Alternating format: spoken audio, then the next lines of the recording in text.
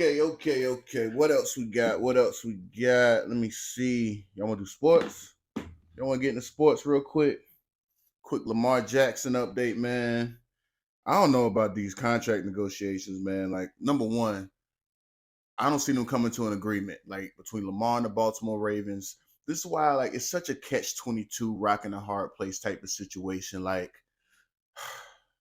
no athlete should need an agent, but every athlete needs an agent. I mean, anytime with these type of negotiation process where it's not your forte, I mean, with anything, right? Like, for the most part, 99.9% of people are only good at one thing. So if you're an excellent athlete or you're excellent at basketball, football, it's highly unlikely that you're going to be a great negotiator as well. That's just not in the cards for, most people. That it's not even a reasonable thing to think about. But at the same time, a lot of athletes have been in positions where they've gotten taken advantage of by the agents. So, man, I'm not saying Lamar needs to go to Drew Rosenhaus or one of these big guys like that. But man, this is when it would be awesome to have some black leadership. Okay.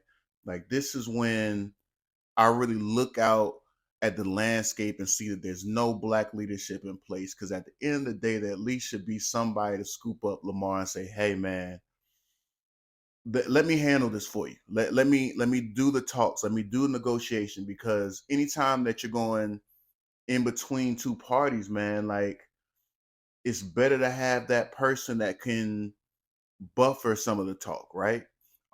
Talking to somebody directly about specifically what they have going on is a very difficult thing for somebody, to handle. Because let's face it, for you to be an excellent athlete, for you to be at the top, very top of your game, you have to have one of the biggest egos possible. And that's understandable because you have to have that belief in oneself in order to even go out there and win an MVP like Lamar has won. So, with having that type of ego, you can't sit around and hear any of the negatives that have to go with what you have going on, even if they have some relatively like they're based in truth, right? It needs to be given to you in a way that's digestible. And the person that's negotiating with you can't give you that in a digestible way. They're trying to give it to you in the least digestible way possible in order for them to get the best deal possible. At the end of the day, the Baltimore Ravens is a business. They have to pay a reasonable price for in exchange for the value that they're getting. And that's an understandable thing in contract negotiations. Let's face it, man. The Browns really messed up. They messed up the market. And, given all of the guaranteed money that they gave up, which Deshaun's probably worth it. I think he's going to be worth it. It skewed the market so much that I think teams are at a stalemate right now. Like, I want to see what Joe Burrow's contract negotiation is going to look like. I mean, don't tell me this is just because Lamar's a black quarterback. I mean, he's shown he can throw from the pocket. This isn't a no offense. This isn't a Michael Vick type of situation. I mean, he's proven himself in terms of being able to have longevity, and he's still a very, very, very young guy, which is another reason why he shouldn't be negotiating for himself. I mean, it's there's no way possible I could have negotiated a great deal at 25 years old, especially if my main profession was to be a professional athlete.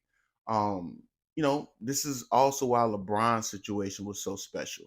That he had those guys in his corner that ended up being the right guys to be in his corner. I would love to see that for more of our black athletes, for more of our athletes to be able to have a circle around them that can handle the things that they don't need to be focused on. The thing about it is so many athletes have gotten taken advantage of that they feel like they have to be focused all across the board. But man, it's a tough situation. I think Lamar's going to end up going to a different team, different location, different place. I would love to see him, in a location where, man, I couldn't even, I don't even know where else I could see Lamar. I mean, I know you know, the Patriots owner has come out, coming at Bill Belichick saying he would want him, but no, the Patriots is not the right organization. I don't know what the right organization would be. I would think the right organization would quite honestly be the Ravens. It's just man, it's a terrible the way that this whole situation is wound up. So man, we wish Lamar the best. We hope that everything's gonna work out for the best. Lamar, man, hey, if you need me, hit my line. I got some negotiation tactics. I think we can work it out. I think we can find something, set something up for you, my brother. But yeah, man, it's gonna take some real political moves. Really putting it together in the right way.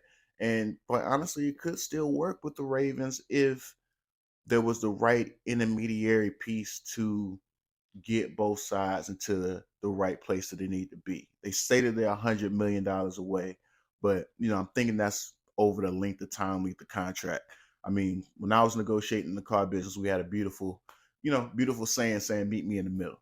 At the end of the day, if that can be done, you know, no one walks away 100% happy from a good deal, but a good deal does give each party some of what they want. So that's what negotiation is.